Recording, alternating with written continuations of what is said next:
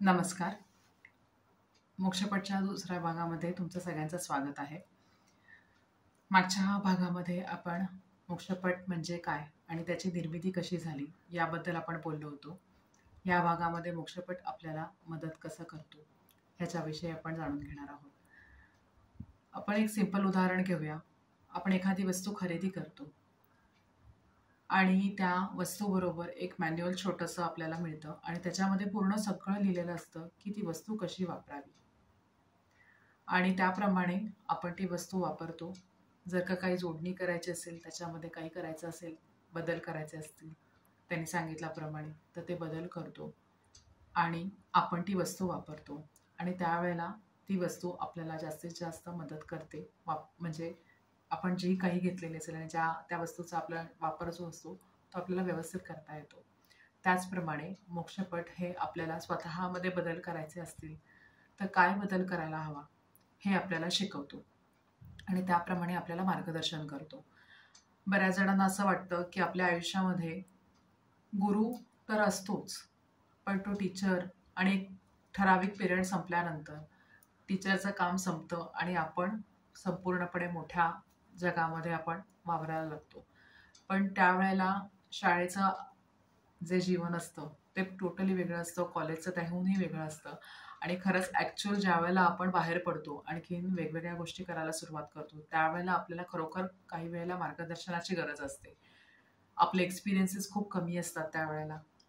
म्हणजे अनुभव म्हटलं तर अनुभवाचा पण काही असा विशेष आपल्याला उपयोग होत नाही, कारण इतके अनुभव आपण घेतलेले नसतात आणि आपल्याला समोर आलेले प्रसंग हे वेगळे वेगळे असतात. तर मोक्षपट आपल्याला त्याच्यातून कसं बाहेर पडायचं किंवा आपल्याला ह्या सिच्युएशनमध्ये कसं वागलं पाहिजे तर ते सांगण्यासाठी आपल्याला मदत करतो. तुम्ही असं म्हणू शकता की एक छोटासा आरसा आपल्याला मोक्षपट दाखवतो आणि आपल्यामधले गुण, हा गुण तुझ्यामध्ये कमी आहे किंवा हा गुण जास्त आहे, तर तो तू कसा बॅलन्स करशील आणि तो बॅलन्स केल्यानंतर तू कसा पुढे जाशील त्याचं आपल्याला मार्गदर्शन करतो. मी पुन्हा एकदा तुम्हाला बोर्ड दाखवते.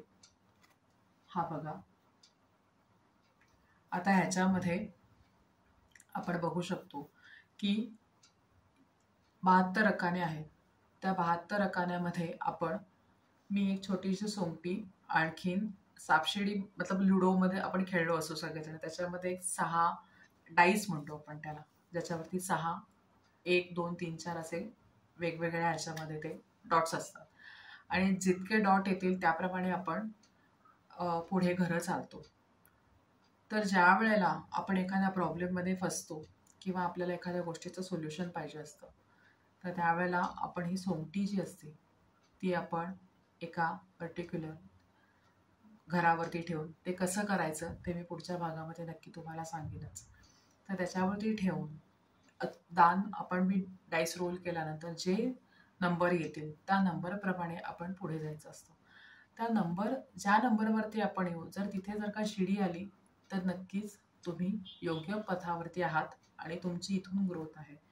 पण जर का आपण सापाच्या तोंडी आलो किंवा आपण एखाद्या निगेटिव्ह बॉक्सवरती आलो की जिथे आपल्याला काहीतरी बदल करण्याची गरज आहे किंवा मार्गदर्शनाची गरज आहे, तर ते मोक्षपट आपल्याला मार्गदर्शन करतं. ते आपल्याला एक म्हणतो ना की एक छोटंसं आगाह करणं एखाद्या गोष्टीसाठी किंवा तर तसं आपल्याला करतं. आणखीन पुढे असं होऊ शकतं तर तुम्ही सांभाळा, किंवा काही गोष्टींबद्दल आपल्याला जर का माहिती नसेल तर ती माहिती कशी मिळवा हे आपल्याला मार्गदर्शन करतं. एखादी गोष्ट करावी किंवा नको करू हेही आपल्याला सांगतं. मी पुढे जाऊन ह्याच्यामध्ये आणखीन मी काही करायला हवं का? जर ऑलरेडी तुम्ही एखादी गोष्ट करत असाल तर ती गोष्ट तुम्ही करणं अपेक्षित आहे का? ते तुमच्या चांगल्यासाठी आहे का? तुमच्या फ्युचरच्या दृष्टीने तुमच्यासाठी चांगलं आहे का? हेही आपल्याला सांगतं. आणि मोस्ट ऑफ द टाइम्स मोक्षपटचा जो गायडन्स असतो तो बऱ्यापैकी अचूक असतो, कारण मी स्वतःही एक्सपिरियन्स केलेले आहेत, मी बऱ्याचसे रीडिंग केलेले आहेत. आता मोक्षपटमध्ये फक्त आपण नुसतंच क्वेश्चन आणि आन्सर किंवा प्रश्न उत्तर आपण नाही, तर आपण त्याच्यामध्ये भविष्यही काढू शकतो. सोल जर्नी हा एक आहे की प्रकार आहे की ज्याच्यामध्ये माणसाचा जन्म झाल्यापासून साधारण 100 वर्षापर्यंत त्याचं आयुष्य कसं असेल हेही आपण काढू शकतो. बऱ्याच वेळेला असं होतं की ऑलरेडी माणूस 40शीत असतो, तर त्यावेळेला आपण त्याचं आधीचं आयुष्य त्याला विचारून आपण घेऊ शकतो की हां.